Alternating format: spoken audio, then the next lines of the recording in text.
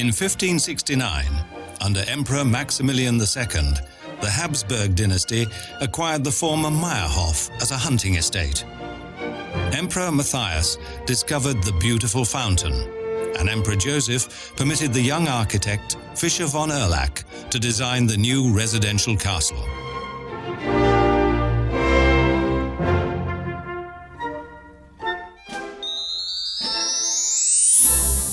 In the elegantly decorated rooms of the Schönbrunner Hoftheater, the noblemen of the time put everything into their fascination for singing games. The strict etiquette of the imperial court was not fully observed here, and these intimate walls were witness to many an amorous adventure.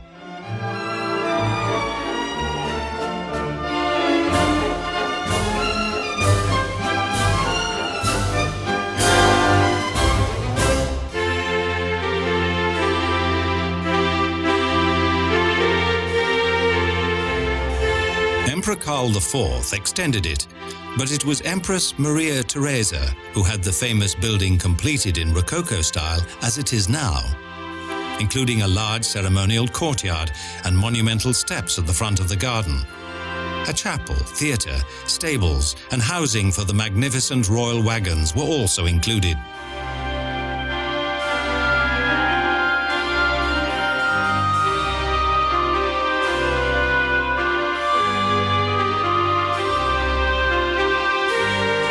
Only much later were the Baroque grounds developed with their sweeping park and gardens as a symbol of the Austrian-Hungarian monarchy.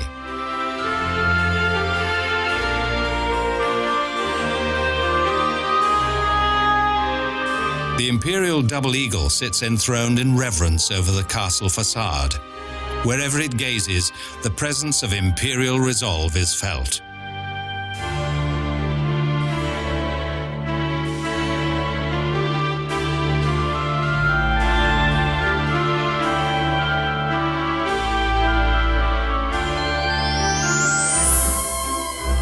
More than 1,700 beautifully maintained rooms afforded the large imperial family and the whole royal entourage much freedom of movement. The magnificent interior decor is one of the most lavish of the epoch.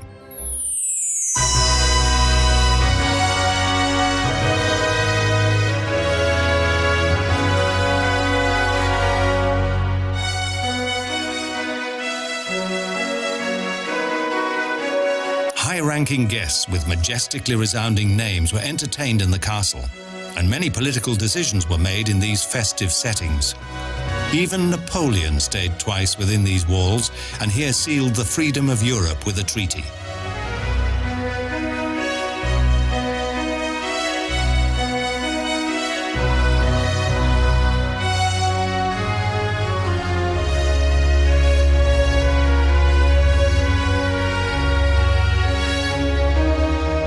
Works of art in wrought iron frame the surrounding grounds.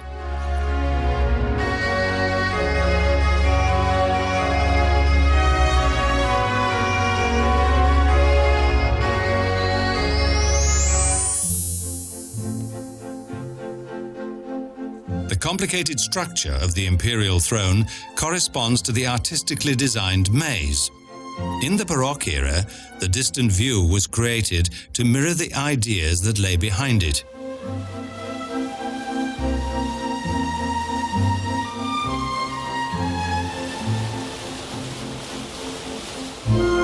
In Vienna, Schloss Schönbrunn was for several decades the summer residence of the imperial family. It is situated in the southwest of the city, at the edge of the Vienna woods.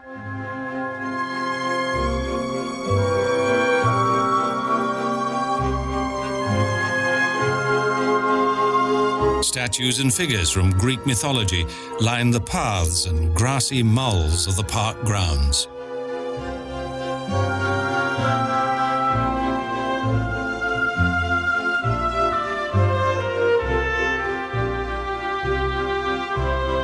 Through beautiful symmetrical flower beds, this unique gem of a building can be approached by horse and cart.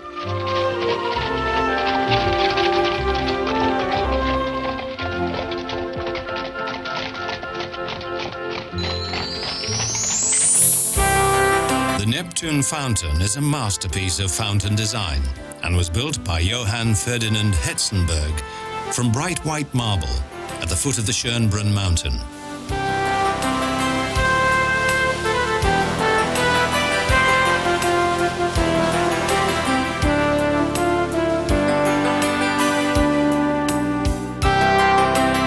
During the reign of Empress Maria Theresa, the mountain slope was cleared and the top was crowned with the Gloriette, the highest viewing point.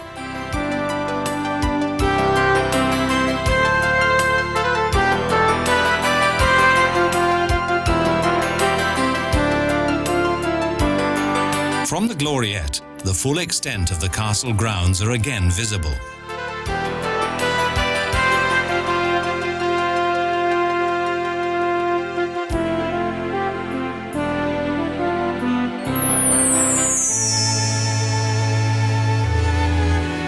Amidst shadowy pathways, romantic fountains and gleaming shrubberies soften the strict Baroque lines in favor of peace and relaxation.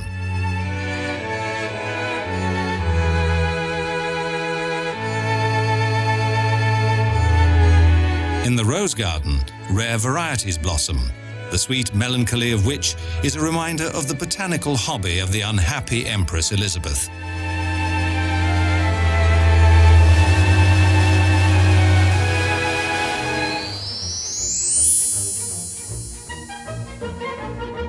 In the 16th century, under the ownership of Emperor Maximilian the Second, the zoo was created mainly for native game and poultry.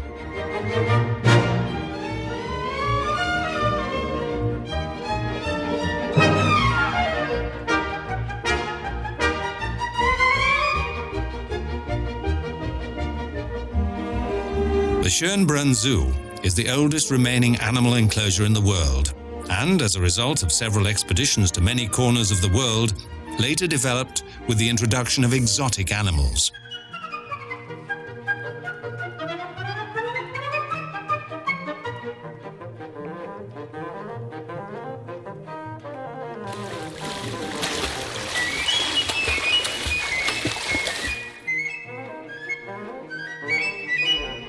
In today's zoo, various endangered species are saved from extinction with the help of advanced breeding methods.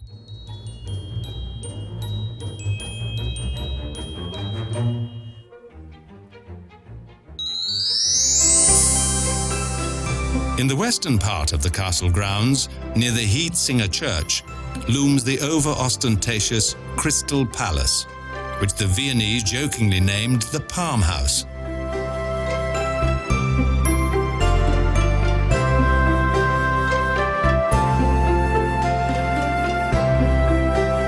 In 1882, this iron and glass construction of the architect Franz Xaver Zengenschmidt was opened by Emperor Franz Joseph. A multitude of exotic plants and shrubs thrive here in the misty humidity of its artificial tropical atmosphere.